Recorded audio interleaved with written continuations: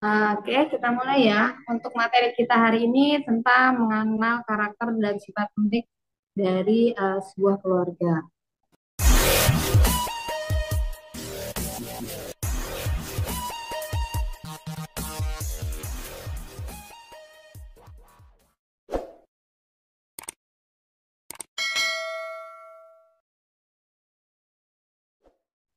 Oke, keluarga itu apa sih?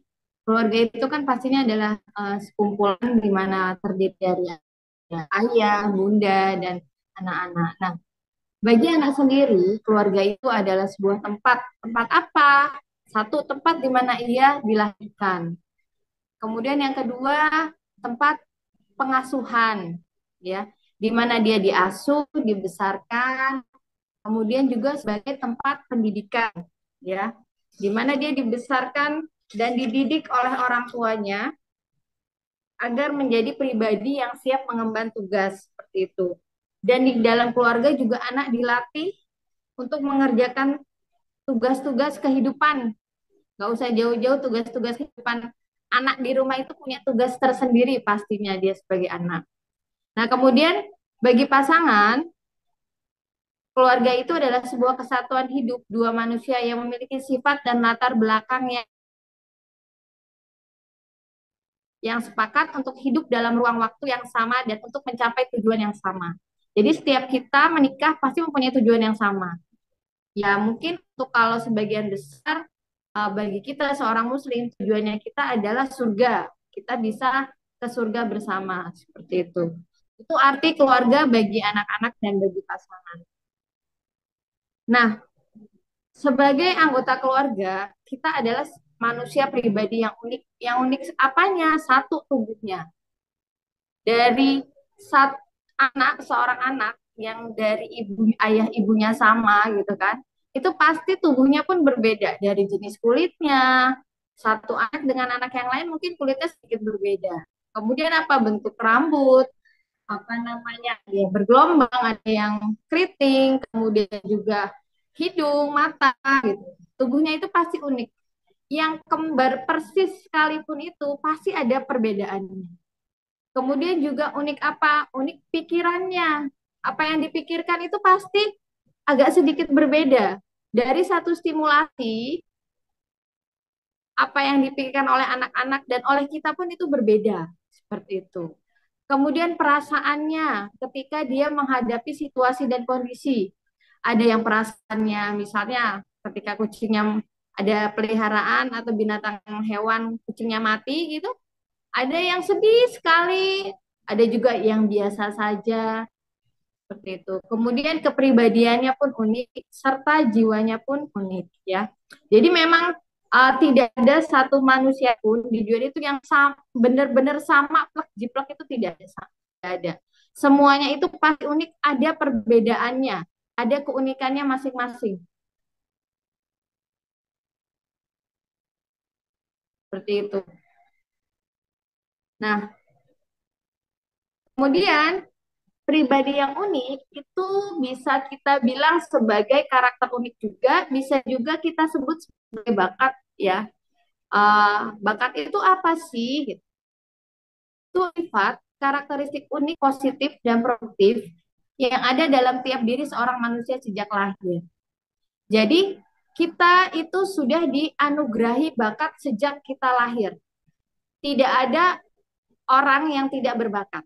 Semuanya pasti punya bakat, semua pasti punya pembawaan unik. Karena apa? Karena keterkaitan dengan tugas kita sebagai manusia menjadi khalifah di bumi. Allah mengizinkan kita atau memberikan tugas kepada kita menjadi khalifah di bumi itu kan tidak serta-merta dikasih dalam bentuk tangan kosong. Artinya kita dikasih bekal. Bekalnya apa? Salah satunya itu adalah bekal bakat seperti yang tertuang di surat Al-Isra ayat 84 di mana setiap manusia itu beramal, bekerja itu sesuai dengan pembawaannya masing-masing, sesuai dengan sakilahnya masing-masing. Nah, sakilah inilah yang disebut dengan bakat. Bakat itu terekspresi sebagai cara berpikir, cara merasa, perilaku yang muncul alami serta konsisten. Jadi kalau dibilang orang yang berbakat itu orang yang seperti apa? Semua orang pasti punya bakat gitu. Tidak ada yang tidak punya, pasti punya. Bakatnya kayak gimana gitu. Ya dilihat aja bagaimana cara dia berpikirnya. Apakah berpikir tentang selalu tentang masa depan? Apakah berpikir tentang analisis? Atau apakah berpikir tentang planning, strategi-strategi? Nah, itu adalah bakatnya dia. Jadi bakat itu bukan hanya sekedar yang bisa kita lihat. Contohnya misalnya yang mudah kita kenali adalah uh, menulis, terus menyanyi, bermain musik. Itu benar bakat itu. Tapi itu dimasuk ke dalam bakat fisik yang mudah kita kenali.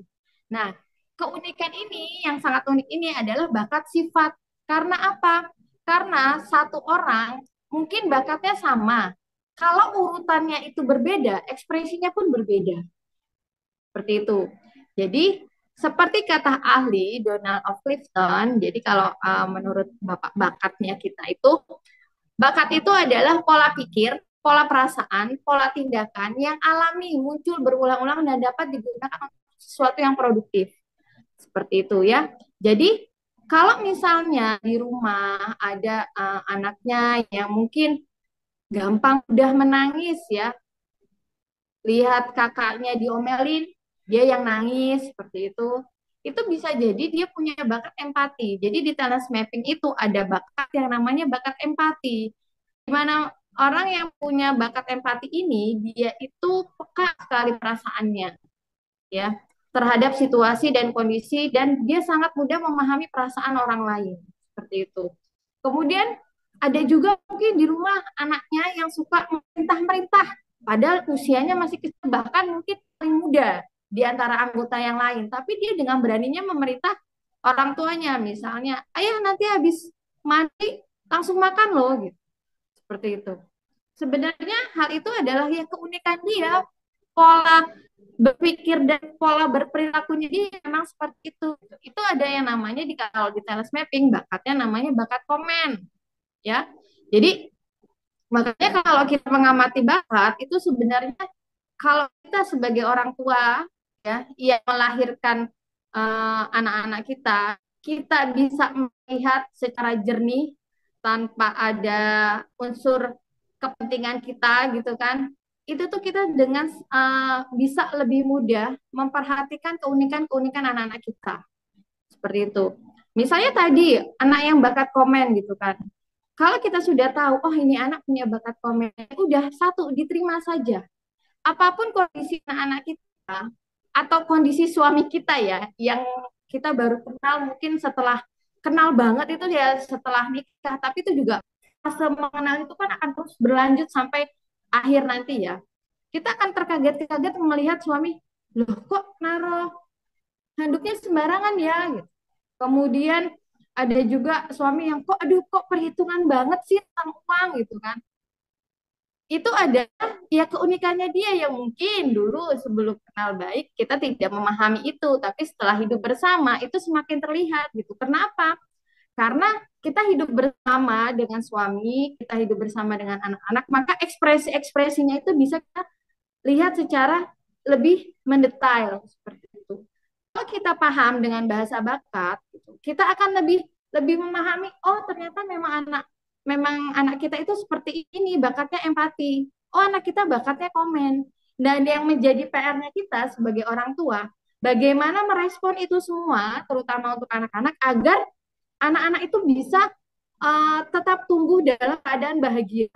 Kayak misalnya contohnya bakat yang empati tadi yang mudah menangis. Kalau kita berikan setiap dia menangis kita langsung memberikan label yang negatif kayak misalnya cengeng, apalagi ya bahasa itunya, bahasa yang lainnya, gembeng gitu kan. Itu kalau muncul terus menerus kita melabeli anak-anak kita seperti itu gitu, sehingga anak-anak tuh muncul muncul perasaan seperti ini. Oh berarti kalau nangis itu salah ya, kalau gembeng itu adalah apa namanya tindakan yang tidak baik ya, seperti itu. Maka akhirnya rasa empatinya dia itu terkikis atau terpendam. Sama halnya dengan anak yang bakat komen. Mungkin rata-rata memang orang anak yang bakat komen itu nadanya itu biasanya lebih keras dari biasanya, lebih tegas gitu kan. Kayak misalnya contohnya kalau ketika dia main tak mengambilkan sesuatu kepada orang lain, gitu, mungkin ya apa ya, seringnya tidak dengan menggunakan kata tolong, langsung menyebutkan bunda anduk seperti itu. Ketika kita paham dengan bahasa bakat, ketika kita paham tentang apa namanya ini bakatnya apa, maka yang ada di benak kita itu adalah oke, kalau kayak gitu berarti kita harus memberikan pengajaran bagaimana anak ini agar bisa lebih sopan. Gunakanlah kata tolong adik gitu kan. Bunda tolong ambilkan anduk. Iya, dia pasti akan menggunakan lama kelamaan itu dia akan jadi pada akhirnya dia akan lebih sopan meminta kepada orang, meminta tolong. Tapi tetap ya biasanya nada tegasnya tetap ada seperti itu. Cuman kata-katanya lebih tertata rapi dan lebih sopan seperti itu. Sebelum nanti sebelum kalau kita didik dengan kalau misalnya nggak boleh ngomong kayak gitu, nggak sopan, langsung dibenturkan dengan adab gitu kan. Eh, karena anak-anak usia terutama 0 sampai 6 tahun itu kan ada boleh diperkenalkan tapi tidak boleh dibenturkan dulu gitu kan. Kalau kita sudah paham oh ini anak bakatnya komen, suka perintah-perintah gitu, maka ajarkan anak bagaimana cara memerintah yang lebih efektif dan sopan kepada orang lain. Itu ya.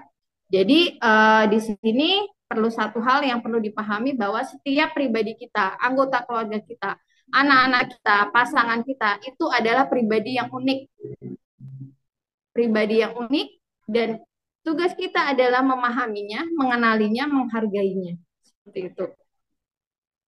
Nah, pendekatan yang digunakan untuk mengenal keunikan diri atau bakat tuh kalau di talent mapping sebenarnya ada tiga. Ini saya menuliskan pendekatannya dua, yaitu ada T30 yang mungkin beberapa teman-teman di sini sudah menggunakannya atau sudah mengisinya, dan ada yang TMA, Talent Mapping Assessment Lengkap. Dan kalau di Talent Mapping Assessment Lengkap ini ada 34 tema bakat yang nanti akan lebih detail urutannya dari yang bakat kuat sampai yang bakat lemah. Yang bakat kuat itu adalah bakat-bakat yang sering muncul, ya. Respon terhadap stimulasinya itu sering muncul. Jadi perlu digarisbawahi juga bahwa setiap kita punya ke-34 bakat ini. Cuma nanti urutannya berbeda. Urutannya berbeda itu maka ekspresinya pun berbeda. Seperti itu. Nah, ekspresi yang kuat itu ada di urutan 0 sampai 7 itu urutan kuat, termasuk bakat kuat, maka ini adalah bakat-bakat yang sering muncul. Responnya sering munculnya seperti itu, ya. Kemudian kalau di ST30 ini nanti ada strength tipologi 30 yang menggambarkan personal brandingnya teman-teman semua ya. Jadi nanti ada kalau teman-teman yang sudah tes ada yang bulatan warna merah, warna putih, terus warna abu-abu dan warna hitam. Itu menunjukkan dari personal branding paling kuat sampai dengan paling lemah kayak gitu. Kalau kita tahu kelemahan kita itu sebenarnya adalah apa ya? Berarti kita harus mensiasatinya, bukan apa ya? Bukan merasa langsung rendah diri enggak gitu. Karena basically-nya semua manusia itu pasti punya kelebihan, pasti punya kekurangan. Seperti itu ya. Nah, kemudian pengaruh bakat dalam pola interaksi keluarga. Misalnya satu, bagaimana cara komunikasinya, ya. Cara komunikasi kita kepada anggota keluarga kita itu seperti apa? Banyak contohnya, misalnya tadi ya, kalau yang punya bakat communication-nya kuat, maka setiap apa yang ada di pikirannya, dia bisa mengungkapkan secara spontan, ya, lebih mudah dan mudah dipahami oleh anggota keluarga yang lainnya. Tapi dengan yang punya bakat communication-nya mungkin di bawah, ya dia biasanya sulit untuk mengungkapkan apa yang ada di pikirannya seperti itu. Kemudian juga tadi misalnya yang punya bakat komen, maka biasanya dia akan berkomunikasi dengan cara yang lebih tegas. Gitu. Kalau yang punya bakat empati, ya, atau kalau di personal brandingnya itu biasanya ada caretaker, cara komunikasinya dia akan berbicara dengan lebih halus gitu kan, lebih bisa memahami ketika dia mau mengatakan sesuatu, dia bisa memahami apa yang dirasa oleh orang yang diajak bicara seperti itu. Kemudian yang kedua, bagaimana manajemen ruang dan waktu. Nah, ini berkaitan siapa nih yang punya bakat ini personal branding administratornya kuat. Kalau punya personal branding administratornya kuat, biasanya dia pintar mengatur ruang. Bakat disiplinnya biasanya kuat, ya. Jadi ruangannya itu biasanya rapi. Kemudian tepat waktu. Ada nggak di sini? Kalau misalnya janjian ya, misalnya ayahnya bilang, oh nanti kita pergi jam 7 gitu. Molor-molor, ternyata ayahnya sendiri baru berangkat jam 8 atau baru siap jam 8. Bisa jadi itu karena bakat disiplinnya itu lemah seperti itu. Kemudian di sini ada nggak yang istrinya itu suka banget rapi sekali, ya, sampai piring mungkin ditata, ini khusus piring, ini khusus mangkok, bahkan ditata berdasarkan warnanya seperti itu. Nah itu bagus, iya bagus gitu. Tapi ketika yang di rumah itu ada anak-anak gitu kan, yang ibaratnya tuh anak-anak itu kan biasanya kan sering banget bermain, kemudian juga ya suka ngeberantakin gitu. Nah, ketika tidak paham seperti ini, ibunya itu pengen semuanya itu rapih gitu kan. Melihat berantakan sedikit langsung apa namanya naik hitam, emosi. Aduh, berantakan sekali ini. Aku tuh nggak betah melihat yang berantakan seperti itu. Nah, ibunya belum paham tuh tentang bahwa dia punya bakat disiplin. Maka yang terjadi adalah uring-uringan. Tapi ketika paham, maka dia tahu, oh saya emang bakat disiplin saya kuat gitu. Sedangkan dia paham dirinya, dia bisa melihat, oh anak-anak ini kan masih anak-anak ya. Jadi kan ruang yang rapi itu hanya di ruang-ruangan mana, misalnya dapur, kemudian ruang kamar tidur, kemudian meja makan. Oke, untuk anak-anak ruangan yang boleh diberantakin yang ini seperti itu. Ya, kemudian pengelolaan aset dan sumber daya. Di sini siapa yang di antara suami istri, siapa yang apa namanya pinter investasi, pengelolaan uang. Jangan-jangan seperti saya tidak pintar dalam pengelolaan sumber daya, terutama berupa uang, gitu kan. Karena treasure saya hitam. Jadi dalam penggunaan uang lebih ke arah tidak penuh perhitungan, pokoknya pakai asal aja, tidak penuh dengan perhitungan. Nah, sedangkan suami itu perhitungan sekali. Dalam arti dia catatannya detail, pengelolaan keuangannya bagus, maka ketika kita paham seperti ini, tidak ada salahnya kok untuk masalah keuangan yang lebih detail itu diserahkan kepada suami, ya. Di istrinya cukup apa? Cukup ya. Kalau bagi saya sendiri secara pribadi biasanya saya minta uang bulanan untuk operasional aja. Untuk yang masalah investasi, yang masalah pendidikan uh, anak, kemudian masalah bisnis, itu lebih ke arah suami yang mengurus, ya. Jadi pengelolaan aset dan sumber daya. Kemudian perencanaan masa depan. Siapa di sini yang punya bakat, punya personal branding visioner, ya, di kelompok PI? Itu ada visioner. Orang yang personal brandingnya visioner, maka perencanaan masa depannya itu cukup bagus, gitu. Dalam rumah tangga, biasanya orang yang punya bakat personal branding visioner, itu dia sudah berpikir jauh ke depan mau dibawa kemana rumah tangga itu, ya. Rencana-rencananya itu sudah apa ya, ibaratnya tuh sudah berpikir jauh ke depan, ya. Sudah berpikir jauh ke depan, kemudian juga kalau ditambah dengan personal branding strategis, dia sudah punya plan-plan gimana mewujudkan rencana masa depan itu. Nah, bagaimana dengan rumah tangga yang tidak punya visioner gitu kan? Iya, akhirnya sebenarnya nggak apa-apa, nggak jelek gitu. Uh, jadi ritme rumah tangganya itu lebih ke arah visi-visi jangka pendek pada akhirnya. Kemudian menjalankan sesuatu sebagai apa namanya rutinitas seperti itu. Kemudian manajemen konflik gitu.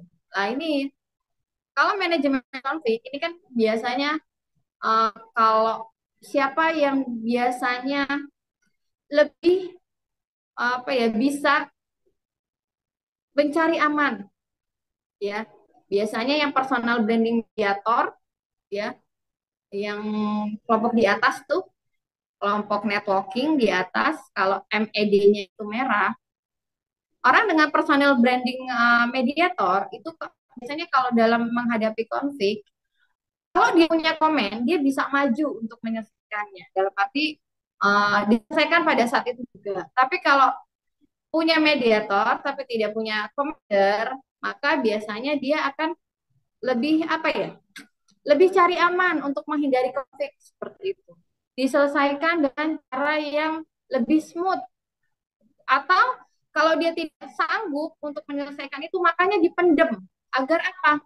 Agar ini nggak jadi konflik karena apa? Orang dengan bakat apa personal branding mediator itu sangat tidak nyaman dengan kondisi rumah tangga yang penuh dengan konflik dan dia akan tadi tergantung dengan kombinasinya personal brandingnya dia commander maka dia cepat segera menyelesaikan. Kalau dia punya caretaker mungkin lebih memendam seperti itu, tidak berani mengungkapkan itu ya. Itu untuk manajemen konflik. Kemudian dengan pola interaksi sosial ya itu salah ketik. Coba kalau misalnya saya salah ketik, sering salah ketik kayak gini, pasti tahu yang praktis di talent mapping Mbak Nila bakat apa yang lemah di diri saya itu ya. Deliberatif saya lemah ya gitu. Nah, pola interaksi sosial nih siapa nih yang suka lebih banyak temannya di luar, lebih banyak menjalin relasinya di luar kayak gitu. Biasanya orang-orang dengan personal brand networkingnya di atas ya, atau interpersonalnya banyak kelompok admin, kemudian kelompok networking, kelompok servicingnya itu banyak merahnya, maka bisa jadi pola interaksi sosial yang banyak berinteraksi sosial adalah yang punya bakat itu. Sedangkan yang tidak punya ya dia interaksi sosialnya tidak terlalu luas gitu. Contohnya saya mencontohkan diri saya sendiri. Saya kuat di interpersonal dan GI ya kelompok GI dan interpersonal. Sedangkan suami lebih kuat di teknikal dan kelompok thinking dan reasoning ya T, R dan TE.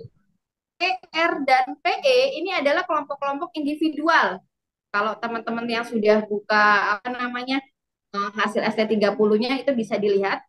Nah, maka suami saya memang kebetulan juga tidak suka sekali ketemu orang. Lingkup sosialnya itu kehidupan bermasyarakat itu tidak seluas saya. Karena apa? Karena saya kelompok interpersonalnya yang di kelompok NHS-nya itu kebanyakan dominan merah. Kebutuhan saya adalah banyak ketemu orang. Sedangkan kalau suami itu tidak terlalu suka ketemu orang yang berhubungan dengan pekerjaan. Jadi bisa dilihat mana di sini siapa yang banyak temannya di antara pasangan suami dan istri atau mungkin dilihat anak-anaknya siapa yang anak-anaknya punya banyak teman seperti itu. Nah itu biasanya kelompok networkingnya di atasnya itu kelompok interpersonalnya yang buatan di atas itu dominan merah. Kemudian terkait juga dengan pengasuhan dan pendidikan anak.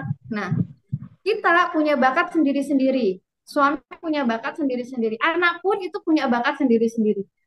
Ketika kita paham dengan bakat kita, dengan keadaan unik kita, maka kita bisa memanage bagaimana pengasuhan yang pas untuk anak. Contoh misalnya, ketika kita punya personal branding yang namanya quality controller, ya, jadi menjamin kualitas gitu kan.